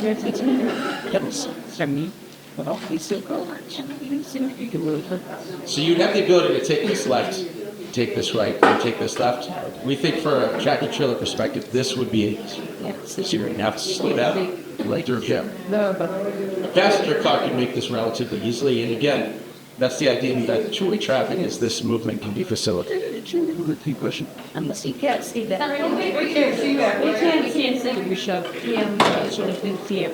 So if you're coming in from the right, you can take a left before the roundabout. You can. It is designed for a truck to fit, but many trucks would still choose to make the roundabout because it gives them that skirt to mount in the middle that makes the turn easy. But that left turn to the left side of that, the truck radii works to make that turn. In other words, this has all been tested for the truck radii. 66 foot for those radii. Right, so they're gonna take, so they're taking 3 difficult turns there. One to enter the common area, another to a right at the bottom of the common, and then a left. But the GPS. I'm just Yeah, trying if to they're heading to understand. South Street, the GPS will send them to the road. They'll be following GPS, where it's route they take all the time. But we shouldn't be designing. A thing on trucks, and that's why I say, did a truck route come into conversation at all? Yes, that we tested the turns and the truck radii, they all work, but we're not designing your streets for trucks to make it easier for them. Yeah, and that's not my question. Right. Many cities and towns have specifically truck routes, which take them Oh, to other places. other places. First time on your alternates, I haven't said much. Okay, that's a different That question. would be nice. I think from what I'm understanding is, based on the land use around this, that heavy vehicles have to go through this area. In other words, there's not an area that we could send them that's outside the scope of what their study area is. Did magically appear? No. Right, I mean, we've worked with other cities and towns on providing truck restrictions in certain areas. This wouldn't be one of them. One of the criteria for installing a truck restriction is that you have to have a viable alternative. Yeah. And based on where this is located and understanding the connectivity to all the different highways, things like that, that wouldn't be possible to put a truck restriction through this area. Thank you. Hi, I have a couple questions. A couple of my friends couldn't come tonight, and one of them said they heard there was coming parking, like a garage put up where the fire department is. What should I tell her? No, I see you shaking your head. Maybe let's tell it this. There have been discussions, we're building a new fire station. We expect that to be completed in the last quarter of this year. We will be demolishing the existing fire station. There have been some preliminary conversations with the university about potentially jointly building structured parking, which would incorporate the public parking to the rear. Those are very preliminary conversations. There's also the need to put an elevator into the old town hall. That would be on a portion of where the existing fire station is. But so that is a solution for some of the parking. The ground level of those structured parking would have, either retail or hospitality space. But again, those are in the very preliminary stages of discussion. Okay, thanks. My second question is pretty specific. So, I like to get gas at Lucky because it's full sucker, especially in the winter. But I have to go back to 104, so I have to head west. So currently, when I get gas, I pull out. I have to take a right. And the way that one-way streets are, I used to be able to go around and go through college and come back to School Street. I can't do that anymore. So now I pull into the CVS parking lot in reverse direction. How will I be doing that? Yeah, the split plane, which we've eliminated there. We haven't, the truth is that when the gas station stays with access points to get out, those will be two ways. You'll have choices in either direction to go out of the gas station. That's a short answer. That's excellent. Thank you for all your work. I think. You see, so the gas station is still there in the aerial photo. And we haven't quite resolved where the driveways would be, but you can either come out to the east side of Central Square, you could go left or right, or you can go out to School Street, you can go back to the road. So that's how it works. You still be able to get gas. Full service. You know, sport more ways. We see it. Yes, yeah. Hi, I'm Jihan Hansen. I just want to make sure that you mentioned about it. We always be told the common's not going to be touched. And you did mention something about, making sure the common is okay, the trees are okay. I don't want the common touched. Any of this construction should not involve whoever is doing it to go onto the common and do anything. And I also want to make sure, it looks like he extended it, but I want to make sure that historically, there's that water trough or whatever, the memorial, all that needs to stay in place, but the common should not be touched. We were sure that it won't be touched. But I do have problems with the roundabout. I was out in favor of it. I always have a problem for town taking over property. I know they have to pay for it, but I have an issue with that. Also, I can't tell, how does that affect the building? I know that's going to go into Walgreens and what used to be D'Angelo's. Well, how does it affect what used to be, I don't know what the business is now, it would be called Just Desserts, that one building? Is that affected at all? No, it's not. That stays. It's not touched? That whole side is not touched? Is not touched. I just have a problem with the town going in. I just can't see big trucks going around, and we do have big trucks, and no, we're not designing for trucks, but they do go through. And as far as parking, I'm not a fan of parallel parking because I admit I cannot parallel park. So that will limit me, but I always try to use, when I go, I try to use the parking behind Periwinkle's, that place. That has to be tweaked a little bit because trying to squeeze in there with stars and Yeah, it's tight. But the things I'm concerned is, one of the reasons I believe that they made that as paid parking is they're trying to eliminate college students taking over the parking, and they tried to do that by paid. If it's free, what's going to stop college students from using it? And then the other thing is you're saying, oh, this will entice students to come up. They're a walking distance to the center of town, so it's no big deal if school streets are one way or not. But I'm concerned about parking. I don't even know where all those parking places are that you're telling us. We only know about the one behind Periwinkle's. But what's stopping college students from taking over parking?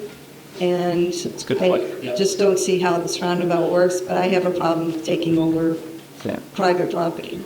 Yeah, and I should say I was not considering that when I made my remarks tonight. Perhaps there's a time limit solution for that as well, rather than a monetary solution. But you raise a really important point. We'll have to consider. Yeah, and that's a good comment. leave the comment alone, but we don't leaving the comment alone. We're leaving the comment alone. We're not going to look at it. I will say based on but not to do with the tourism. I will say based on what you've seen, we did propose to repair and widen the paths through the common to better accommodate people and make it accessible. But I think this is a conversation that needs to be had, and I don't think that is a critical piece of either scheme. If there's a desire for people not to touch the common in any way, it's not going to change, the ability to accommodate a roundabout and where to the traffic. So that's we're just going to look at.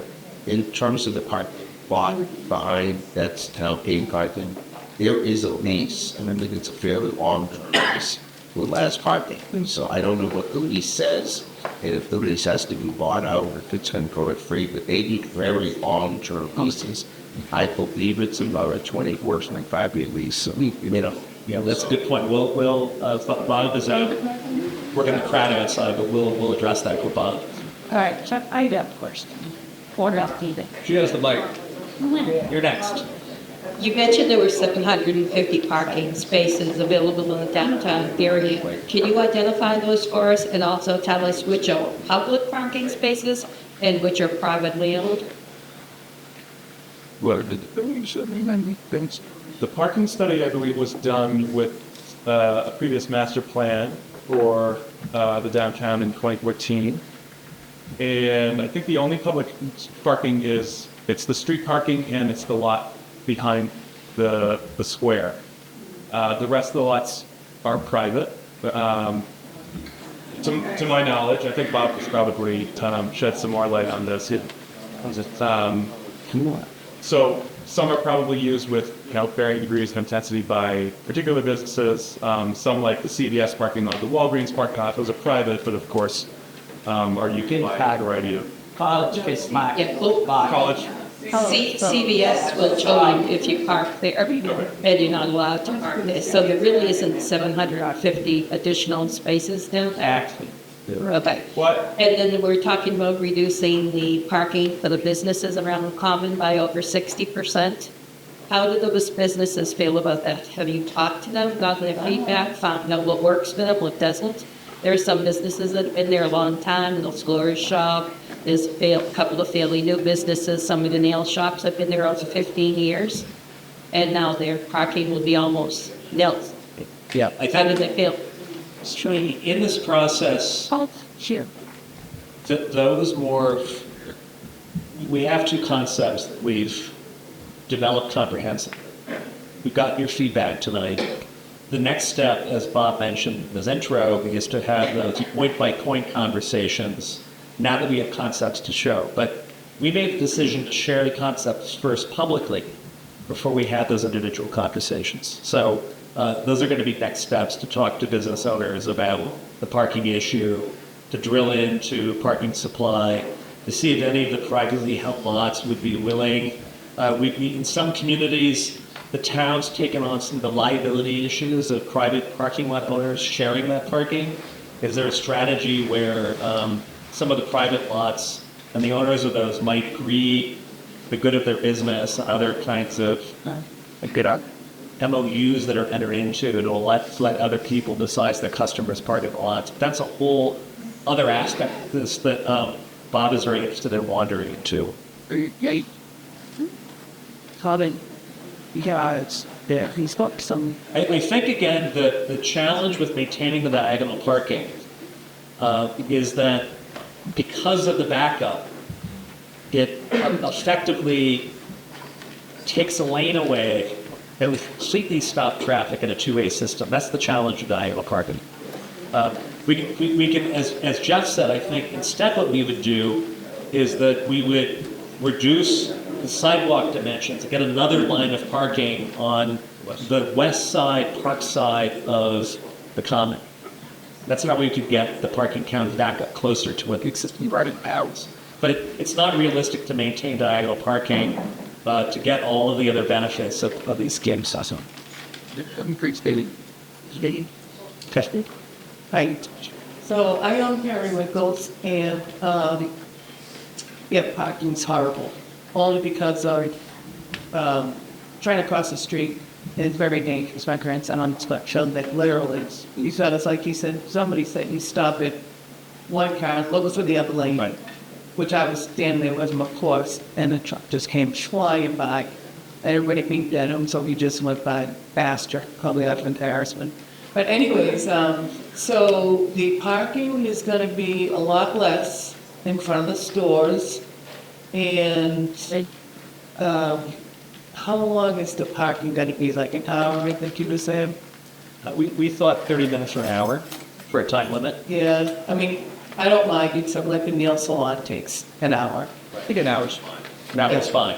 Yeah. I think the other thing that we discussed is with the current situation, because the common functions as a rotary, it only seems to me convenient to just park on the same side of the common as the business you want to go to. But in the future, because of those radically reduced crossings, because the curb extensions, parking, you will be more likely to park once and cross the common because there's many crosswalk choices now versus the traffic that runs around. And the way out of your way, you have to get to the other side. So our logic too, when we were thinking about the parking is, you've got 47 spaces now, but half are on one side, half are on the other. The total parking supply will seem more accessible to stores on both sides of the common, psychologically. Yeah. So, I think it's a beautiful presentation. Looks very pretty. I don't mind the roundabout. There is parking at the back of the building. It's just every time I tell a customer, they say they never knew it was there. So it is. You do have to pay to go back there. It's not going to eliminate college students because even if you don't have to pay, because they get residential parking stickers. And but I have a parking sticker on mine too. But I would like that to look nicer and have more signage, which is probably more what our town should be doing right now. It's probably not really a problem. And as for the music alley, somebody mentioned, what about them? Using the back parking lot and the access. Well, they actually did make it access to the back parking lot, which I think would be best for them to park out there. So the music alley is beautiful. It'd be nice for them to make that look like that between the gas station and our building. Thank you, Clark. Excellent thing. I'm going to go back to, Wait, yes, what? I should have just had this code. Thank you. Just like in confidence. We have more people, just got the school fund moving more like around. Is that a price extension? That's the next step. Ballpark. We have no idea. Feeding lip. We have no idea. It's going to be millions of dollars. How does that sound? The very next step, as I mentioned, is that Mitch is going to do what's called a 10% sale. That's not these kind of illustrations, although these are very accurately drawn. It's drawings with dimensions, that spot elevations, engineering drawings. Those are going to be used for a robust cost estimate that's going to set the budget. It's going to set the funding strategy process in motion. So that's getting wrapped up at the end of the second phase. So stay tuned for the cost estimate. Likewise. All right. Should be good. Okay. She said it was up first. Yes, one of the rail. Yeah, please. She's switched her. I just have a quick question about crossing with the roundabout. If you cross now or with any lights, it has to signal that you can cross. I understand what you're saying for the roundabout to cross, but what's going to stop the traffic there? No. Is there, and that goes on to what this what gets said about our son and hybrids cross. There's, like, what stops the traffic? Yeah, correct. You showed some slides about the safety outcomes. It's the same thing with always stop signs where there's no signal. It can be a little intimidating to think that the traffic isn't controlled. All we can rely on is data. And we know that when you have a roundabout, there are few to no pedestrian injuries.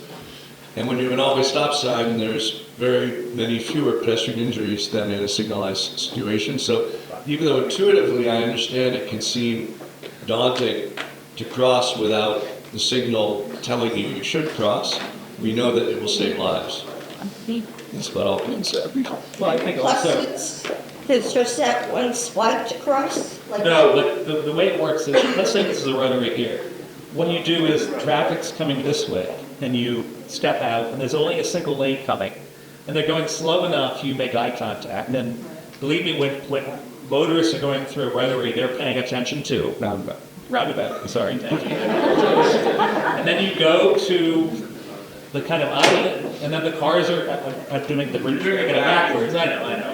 And then you look this way, and the cars see you, and then you go. So you're only crossing a single lane each step. And when you're crossing that lane, that's precisely when the cars are very aware because they're making the counter curve out of the rotor. So it's a very safe situation. And as Jeff and Jeff both said, that's when you have the least pedestrian accidents from a road. Or roundabout. Just to add to that too, I think and Matt mentioned this a little bit too, is the features of a roundabout. So the way they're designed is geometrically, when you enter an area that contains a roundabout, you're starting to get that sort of, the advanced warning signs, and the way that the entry approaches are designed is that you get some level of deflection as you enter the roundabout. So it's not like you're coming in there, if it's sort of a signalized intersection, you can have a sort of straight tangent shot at 30 or 40 miles an hour. You're entering at a slower speed because geometrically it forces you to do so. So I think that inherently boosts the sort of safety benefit that you see outside of what we shared earlier about the conflict points and what Jeff and Tim just said. Hey Tim, I might mention too, just with the number of people and the space that you're creating here, there's going to be a lot more foot traffic that's going to grow here as well, which will also be really good signals for people to be aware of more people downtown. Yeah, this is a point that we made earlier, which is you can connect much more easily as pedestrian to the north, to the south, onto the common, and across than you can now. Those are all impossible connections now unless you take like 4 crosswalks. And that's going to invite all kinds of choices that people are going to make as pedestrian that they would never make now, right? And so all of those crosswalks are going to be busy, and that's going to change behavior of cars going through the square. If I could do the before, Exactly. you know, to get from, there's no way to get from Central Square to over where the shopping center is unless you take 14 crosswalks, right? And in the future, you can come right to the end of the square and take one little crosswalk and you're there. And that's going to completely change behavior about parking once and shopping, rather than let's drive to the CVS, let's get back in our car and let's go to your business, let's get in the car. Like, it's not going to make any sense to get back into your car. You're going to walk around and eat that stuff. And that's going to be pretty cool, I think. This may be more for Bob, but does this have any bearing on the MBTA Communities Act? No. Your grant money? Nope. Receiving any grant money? Nope. If you're not? I mean, potentially, we're eligible for grant money because we're in compliance with the legislation. Down the road, we might be eligible for money for some of the construction, but this project has no bearing at all on our compliance with the MBTA legislation. We get in compliance through what the council? Well, through zoning amendments, we have 2 areas that are actually in compliance. The zoning had to be amended to, at least on paper, not in reality, allow for 1,401 units of new housing within a half mile of the MBTA asset. So at the present time, that is on the DSU campus. We're able to meet the compliance requirement there. If we were to relocate it to the Spring Street lot, we would be able to be in compliance there. I want to be clear that we are not building 1,400 units of new housing. We've had multiple conversations, and we continue to have conversations with the Commonwealth that we don't have water and sewer capacity at present in order to do that. So, I mean, those are ongoing. We know we need to expand those things, and we're continuing to have that dialogue. But, you know, I'll say it here, I say it at every meeting, that there are people that don't want to see any new development. We have $130 million of water and sewer improvements that have to be paid for by FY30, 4 years. 60 million of that is to have the wastewater treatment in compliance with EPA consent agreement. That's not negotiable.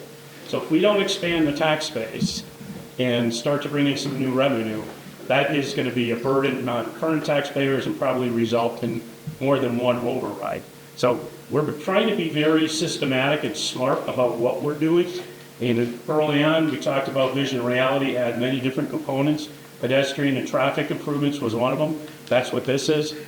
Vision reality is not just one thing, but we need to be, there seems to be a big ignore that we have a bill coming due that no one is telling me how we're paying for it if we don't expand the tax base.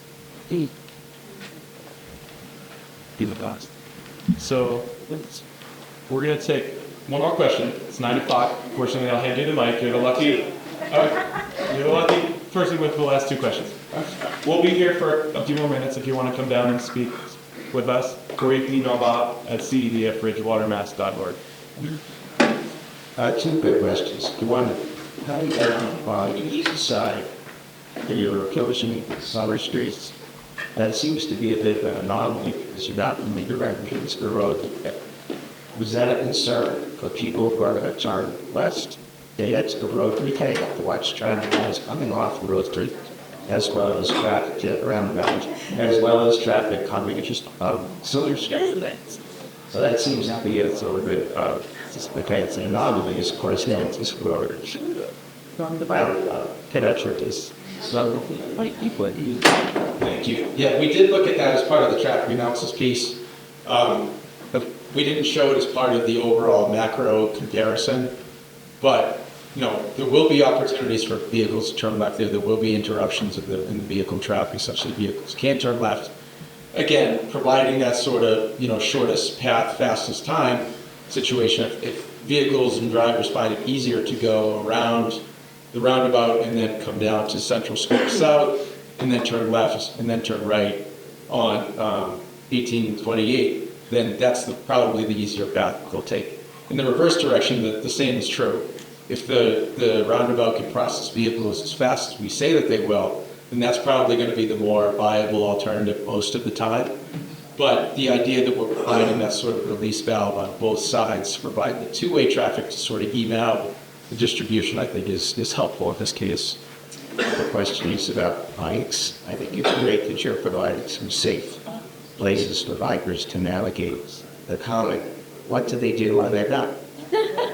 Because I've seen many places where bike lanes are installed and it's like, so what are we going to do with Down 28 and Taylor, or to make people with bikes through there with that public special need? So we drew the bike lanes on Main and Broad through this plan, understanding that they would stop the heart of Bridgewater from interrupting what could be a larger east-west system on those streets. If we don't put bike lanes in here, there will never be full continuity when there is investment in further striping east and west on Broad and Main. We're very hopeful that this plan would encourage the town to make the effort. Those streets have extra asphalt in them in both directions as far as the eye can see because the lanes are quite wide. And with just paint, maybe a new top coat, but with just paint, no reconstructions, bike lanes could be introduced to those streets very inexpensively. So yes, this plan implies continuity of bike lanes beyond the square. We just don't want the square to be what stops you from having a consistent bike network through the town. And one more point I want to make about that, which is that we imagine those future bike lanes beyond the square not going forever, but going as far as the kind of walkable residential neighborhoods that are nearby, so that people that live in neighborhoods that are a 3-minute bike ride away would bike in, but not that would be an extension all the way up and down the state routes. It would be to connect the nearby residential neighborhoods to the square so that people would make a choice.